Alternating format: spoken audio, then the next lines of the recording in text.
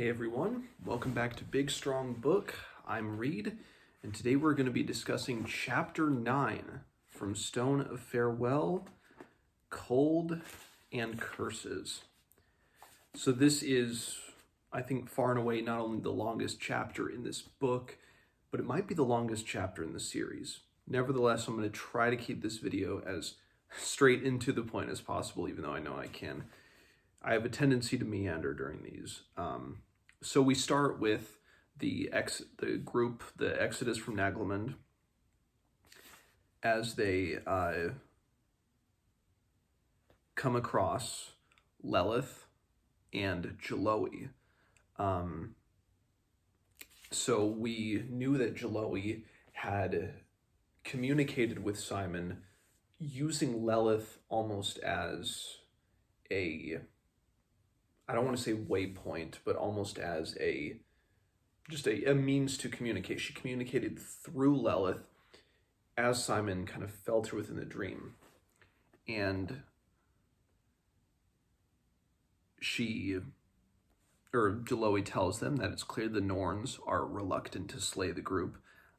She says, but if you cross that hill, you will have crossed over into territory through which the Hikadiah cannot follow. If there are any of you, they do not need alive, and surely not all of you are valuable to them. If that is even the reason the Norns have let you get so far, they will take the risk of trying to kill the dispensable ones to frighten the rest off the slopes. She says, I only said you should not climb the hill in front of them. There are other ways. And then Skaldir says, fly. And she says, all you need to do is follow us. As they start to go into a tunnel. As she says, we walk in the bed of Ray Surieni, an ancient river. And Jaloe says, when I first came here, the forest was a lively country, not the dark tangle it has become. This river was one of many that spanned the great woods, carrying all manner of things and all manner of folk, from Dai Chikiza to High Aswa.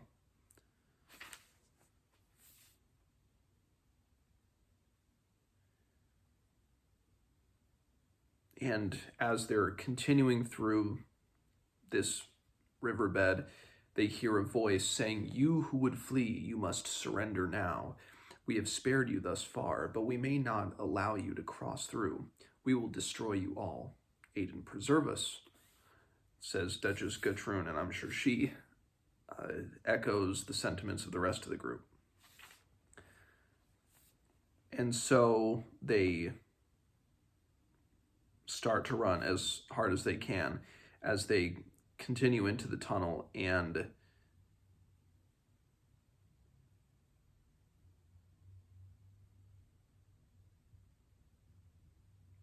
somebody will, in Skaldir, he falls. He says, take this, I've got arrow in the back, I can't breathe. And then somebody says, Osiris, save us, look at Daranoth's head. Someone cried. He didn't recognize the voice and wondered who it was they were so upset about. Then the darkness had returned, and it was hard to think. The hole that he had fallen into, as he falls into the hole, seems very deep indeed. And then we cut to a perspective that we haven't seen in quite some time, that of Rachel the dragon. It says she's feeling distinctly undragon-like. And so we kind of get a recap where it has only been 4 months since Simon left the Hayholt, escaped from the Hayholt. And of course, it seems a lot longer than that, even in terms of reading it. I mean, we started this read-along about, 2.5 months ago? And so it's almost been that same length of time that it has taken Simon. And of course, Rachel doesn't know any better. She thinks he's dead.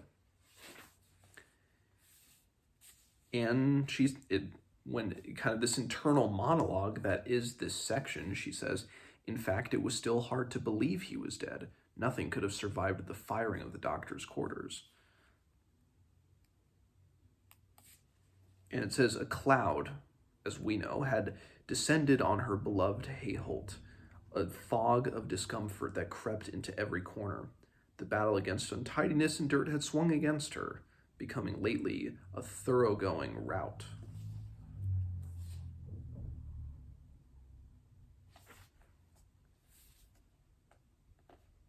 And I'll kind of skim through this because it's just kind of reaffirming what we already know just from the perspective of Rachel. And she mirrors the perspective of the common Erkenlanders who are just having to deal with this. And she thinks about Joshua. To think that he was a traitor, well, that was just foolishness, and anyone could tell it. Joshua had been too bookish and high-minded for such nonsense. But what had his brother Elias done? Gone dashing off to the north with an army, and through some trick pulled down Joshua's castle at Naglamond and slaughtered and burned. And why? Some damned man's pride on King Elias' part. Now, a lot of Erkenlandish women were widows. The harvest was going badly, and all the Hayholt and its inhabitants were. Lord Osiris pardoned for her thinking it, but it was only the truth, going straight to hell.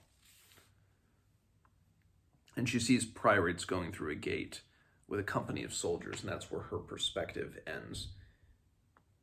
And then we go back to the group fleeing from Naglamond, back to Daernoth's perspective, as Jaloe has been nursing in Skaldir and Daernoth himself.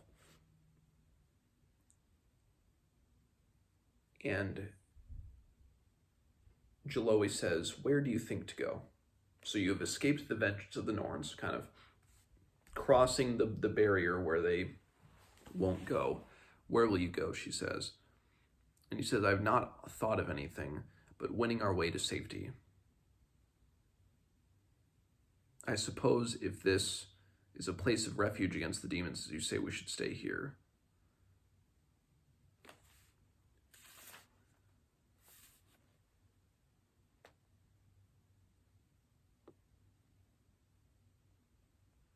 And Jaloe is starting to form a council, and she wants to bring in Father Strangyard to be a member of the League of Scrolls, to be involved in the conversation. And Jaloe says she believes that they are in Econox, Simon and Benevik and the others, because she was able to get a message through to Simon.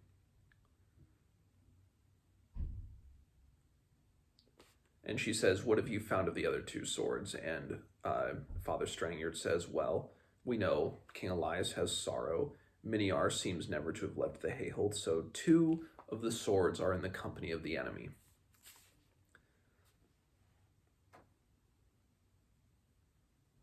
And she says, "Hernesteer in the west has fallen, King Luth dead and his people taken to the hills. By treachery, Nabin is now the dukedom of Elias' ally, Benegaris. Scully of Kaldskirk rules Rimmersgard in his Grimner's stead. Now Naglamond is cast down, and the Norns haunt it like ghosts.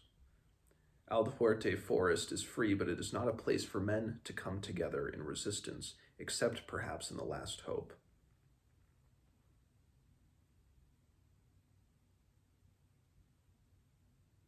And she says so where they're at now, that the forest is only a place of safe haven because it has a ward, it has the protective barrier from the Scythi. And then she gets into how they were all families, and the Scythi and the Hikadiah and the Zadiah. "We are safe here because the Norns tread carefully along the borders of the Scythi lands. Also, even in these diminished days, there's a power in such places that would make them hesitate in any case."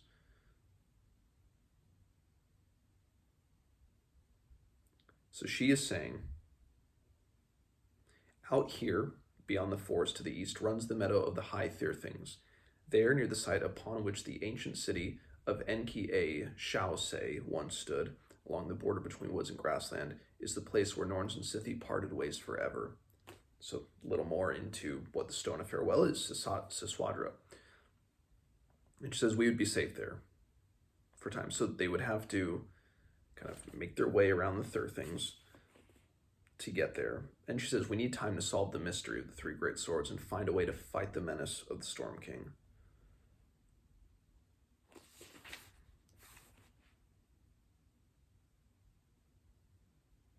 And she says she has tried. There's something or someone close to Miriamel that prevented my reaching her. A wall of some kind. I had very little strength and my time was short, so I did not try twice.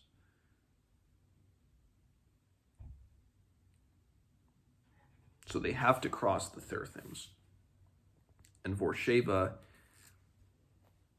to put it plainly, is not happy about that. She's not happy to go back because she is a Thirthings woman herself.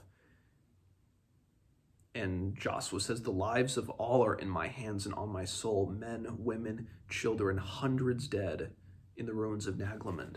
Perhaps I have been distant since the castle fell, but it was because of the darkness of my thoughts, the ghosts who haunt me.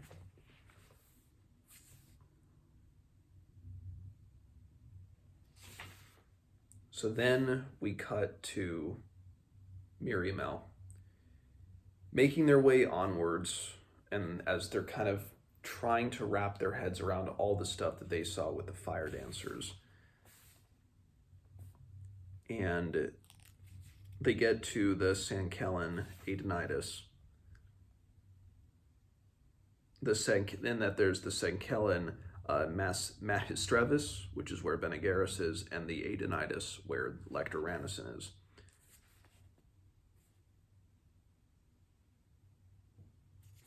And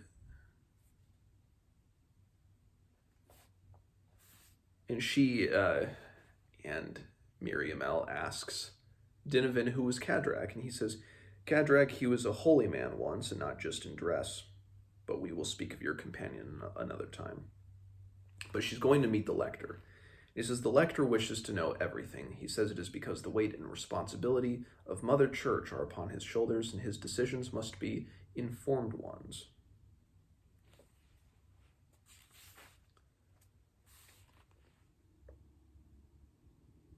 So as Miriamel is waiting, she sees an illustration of the Conqueror star that has a lot of, ill portents about it.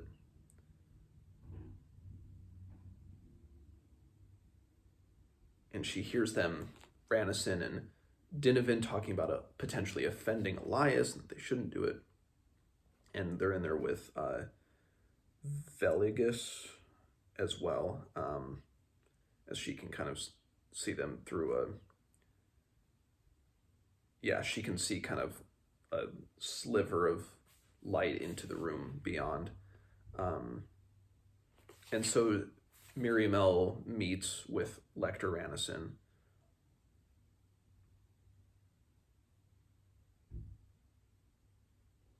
And she tells him about her journey. And he says, it confirms many rumors that I have heard.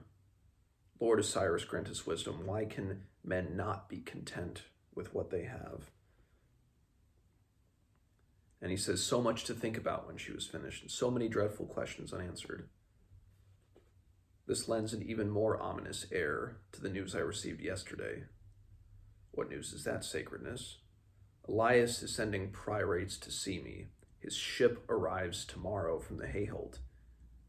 Priораtes is coming, Miriamel asked. Does my father know I'm here? And he says, no, don't worry. But Ranison essentially says, it is my duty to speak with devils. So Miriamel seems to at first be in a place of security, as do Joshua in that group. They seem to be in a place of security, but they must go to the Stone of Farewell. That's the next place for them to go. And they have to cross potentially a treacherous country, the High Thirthings, to get there. And Miriamel could be in danger because the mad priest himself is coming to Nabon. So, Chapter 9 of Stone of Farewell. Let me know what you think of it. And as always, I will see you guys next time.